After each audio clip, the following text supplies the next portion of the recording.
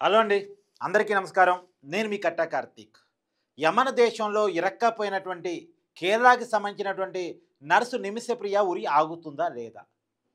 నిమిషప్రియకి విధించినటువంటి అంటే యమన్ సుప్రీంకోర్టు విధించినటువంటి మరణశిక్ష, ఉరిశిక్ష అమలు కాకుండా ఆగుతుందా లేదా? ఇది చాలా పెద్ద ప్రశ్న. నిజానికి ఇప్పుడు మనకు బయటకొస్తున్న వివరాల ప్రకారం అక్కడ యమన్‌కి సంబంధించినటువంటి అధికారులు గాని, లేదు ఈమె మీద కేసు పెట్టినటువంటి మెహదీ కుటుంబం కానీ, వాళ్ళు వాదిస్తున్నటువంటి విషయం ఏంది అంటే, మా పరువుని భారత్ మీడియా తీస్తుంది. నిజానికి నిమిషప్రియ ఉరి ఆగాలంటే ఉన్న ఓ ఏకైక మార్గం చనిపోయినటువంటి మెహదీ కుటుంబం రాజీకి రావాలి. వాళ్ళు డబ్బులు తీసుకొని, ఈ కేసుని మేము వాపస్ తీస్తున్నాం, మేము రాజీ పడ్డాం అనేటువంటిది చెప్తే తప్ప నిమిషప్రియ ఉరిశిక్ష ఆగటానికి లేదు. నిమిషప్రియ ఉరి ఆగాలని కేంద్ర ప్రభుత్వం, అలానే భారతదేశంలో ఉన్న ముస్లిం పెద్దలతో సహా, పలుకుబడి ఉన్న షేకులతో సహా చాలామంది మెహదీ కుటుంబంతో మాట్లాడే ప్రయత్నం చేస్తున్నారు. ముస్లిం పెద్దలు మాట్లాడుతున్నప్పటికీ కూడా రాజీ పట్టడానికి ఆ కుటుంబం రెడీగా లేదు. నిమిషప్రియ కుటుంబం కోట్ల రూపాయల ఆఫర్ ప్రకటిస్తూ ఉంది. కానీ మెహదీ కుటుంబం రెడీగా లేదు. కారణం వాళ్ళు చెప్తుంది బయటకు వస్తున్న వివరాల ప్రకారం, మా పరువుని భారత మీడియా తీసేసింది. మీరు వన్ సైడ్‌గా నిమిషప్రియ తరపున మాట్లాడుతున్నారు. జరిగిందేందో మీకు తెలవదు.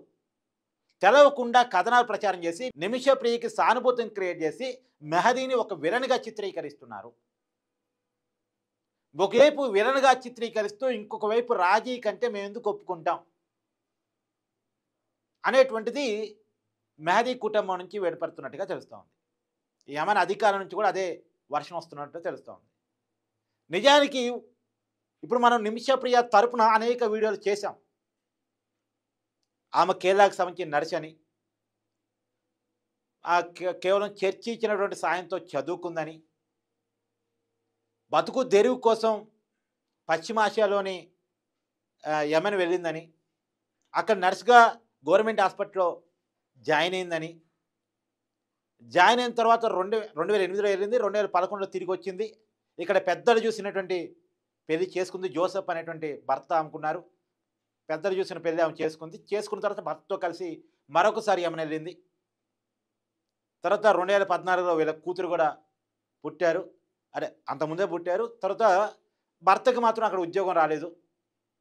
భర్తకు ఉద్యోగం రాకపోవటం వల్ల ఆర్థికంగా ఇబ్బందులు అవుతున్నాయని చెప్పేసి కూతురుతో కలిసి భర్త తిరిగి ఇండియా వచ్చేసాడు. కానీ నిమిషప్రియ మాత్రం అక్కడే ఉండటానికి ఇష్టపడింది. అక్కడే ఉందామని అనుకుంది. అక్కడ అంతర్గత పోరు కూడా నడుస్తున్నప్పటికీ కూడా అక్కడే ఉండటానికి ఇష్టపడింది. అక్కడ సొంత క్లినిక్ పెట్టుకుందాం, అలా అయితే ఆర్థికంగా ఎదగొచ్చే కుటుంబం కూడా ఎదిగిద్దని చెప్పి భావించింది. యమన్ చట్టాల ప్రకారం సొంతంగా హాస్పిటల్ పెట్టుకోవడానికి లేదు కాబట్టి అక్కడున్న ఎవరినో ఒకరిని పార్ట్నర్‌గా చేర్చుకుంటేనే, అంటే ఆ దేశస్తుని పార్ట్నర్‌గా పెట్టుకుంటేనే అక్కడ బిజినెస్ పెట్టొచ్చు కాబట్టి తనకి మెహదీతో ఏర్పడ్డ పరిచయం మేరకు ఒక బట్టల షాప్‌లో పనిచేస్తున్న ఒక మెహదీ అనేటువంటి వ్యక్తితోటి ఏర్పడ్డ పరిచయం మేరకు అతన్ని పార్ట్నర్‌గా పెట్టుకొని ఇన్వెస్ట్‌మెంట్ మొత్తం నిమిషప్రియ ఆమె భర్తది. ఆ చట్టాల ప్రకారం ఎవరో ఒకళ్ళు అక్కడ దేశస్తులు పార్ట్నర్‌గా ఉండరు కాబట్టి మెహదీని పార్ట్నర్‌గా పెట్టుకొని ఒక క్లినిక్ పెట్టిందని.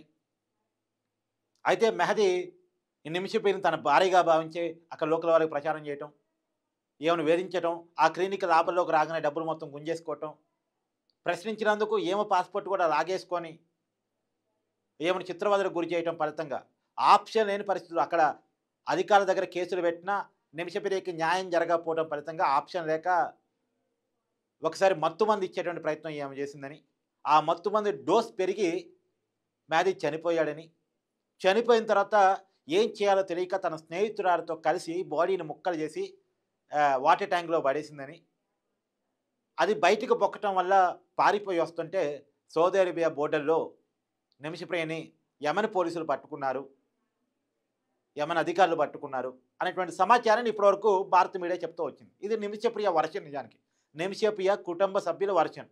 ఆప్షన్ లేక పాస్‌పోర్ట్ లాక్కొని వేధిస్తూ ఉంటే, అది కూడా చంపేద్దామని కాదు, మత్తుమందు ఇచ్చి పాస్‌పోర్ట్ లాగేసుకొని పారిపోయి వద్దాం అనుకుంది. కానీ డోస్ ఎక్కువై చనిపోయాడు. చనిపోయిన తర్వాత ఏం చేయాలో తెలియక బాడీని ముక్కలు చేసి వాటర్ ట్యాంక్‌లో పడేసింది. ఎవరికీ తెలియకుండా ఉండటం కోసం ఆమె చేసిన తప్పుడు పని అది. తనను తాను రక్షించుకోవడం కోసం చేసిన పని అని చెప్పేసి నిమిషప్రియ తరపు వర్షన్. దీన్నే భారత మీడియా కూడా ప్రొజెక్ట్ చేసింది. కానీ వాళ్ళు మెహదీ కుటుంబం చెప్తుంది ఏంది? నిమిషప్రియ మెహదీని పెళ్లి చేసుకుంది. లవ్ చేశానని చెప్పింది, పెళ్లి చేసుకుంది. తనతో పాటు కొన్ని డబ్బులు కూడా మెహదీ కూడా పెట్టాడు క్లినిక్లో. ఒకసారి మెహదీని ఇండియా కూడా తీసుకొచ్చింది, కేరళ రాష్ట్రాన్ని తీసుకొచ్చింది, కుటుంబ సభ్యులకు పరిచయం చేసింది, నా భర్త అని చెప్పింది.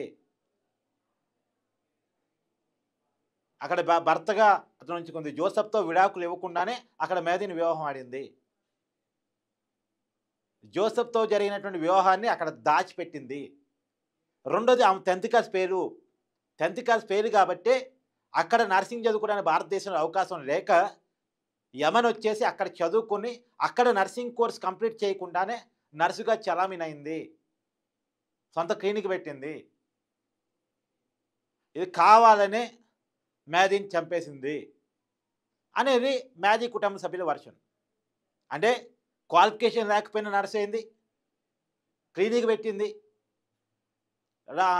లాభాలు వస్తున్నప్పుడు మొత్తం నాకే రావాలని చెప్పేసి మెహదీతో గొడవ పెట్టుకుంది.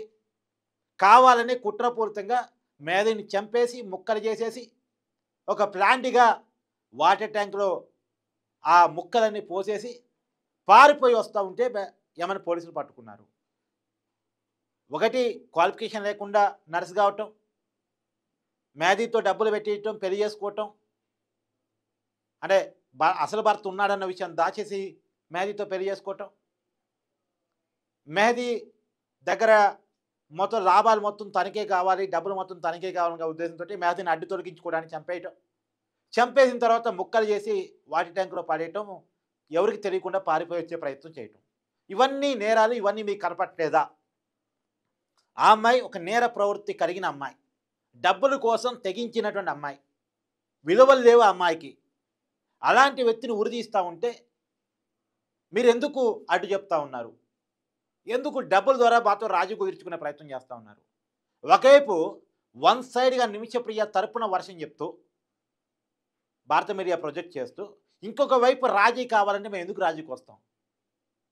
మా మెహదీని విలన్గా చిత్రీకరిస్తూ పాస్పోర్ట్ రాకుండా చిత్రవదలకు గురి చేశాడు అనేది ఒకవైపు భారత మీడియాలో చెప్పేస్తూ, ఇంకోవైపు రాజీ అంటే ఎట్ట చేస్తాం అనేటువంటిది ఆ కుటుంబ సభ్యులు చెప్తున్నటువంటి వర్షం.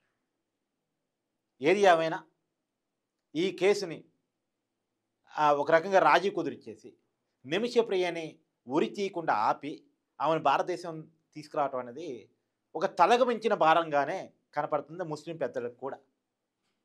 మనం చూస్తూ ఉన్నాం, భారత ప్రభుత్వం తమదైన ప్రయత్నం చేస్తూ ఉంది అన్న విషయం సుప్రీంకోర్టులో చెప్పింది, భారత ప్రభుత్వమే చెప్పింది. ఇంకొక ముస్లిం పెద్దలు వాళ్ళు మాట్లాడుతున్నారు. మన ప్రభుత్వమే ముస్లిం పెద్దలతో కూడా మాట్లాడిస్తూ ఉంది. ఇంకా కేఏపీ లాంటి వాళ్ళు కూడా చెప్తున్నారు, నేను కూడా చాలా ప్రయత్నం చేస్తున్నానని. ఎవరు ప్రస్తుతానికైతే అసలు నిజానికి మన 16వ తారీఖే ఆమెను ఉరి తీయాలి, జూలై 16వ తారీఖే ఉరి తీయాలి. ఉరిని కొన్నాళ్ళ పాటు ఆపగలిగారు. నిజంగానే అది మంచి సంతోషకరమైన వార్త, కొన్నాళ్ళు ఆపగలిగారు. కానీ ఇప్పుడు ఆపటం మరికి పక్కన పెట్టేస్తే అసలు క్యాన్సిల్ చేయగలరా, రద్దు చేయగలరా, ఆమెను విడిపించుకొని భారతదేశాన్ని తీసుకురాగలరా? ఇది చూడాలి. నిజానికి ఎవరి వర్షన్ ఏమైనా, ఎందుకంటే వాళ్ళ వర్షన్ వాళ్ళకు ఉంటుంది, వీళ్ళ వర్షన్ వీళ్ళకు ఉంటుంది. ఏది వాస్తవం మనం చూసినాం కాదు. కానీ దురదృష్టం మెహదీ చనిపోవటం, తర్వాత ఈ అమ్మాయి చనిపోవాల్సి అవటం ఇంకా దురదృష్టం.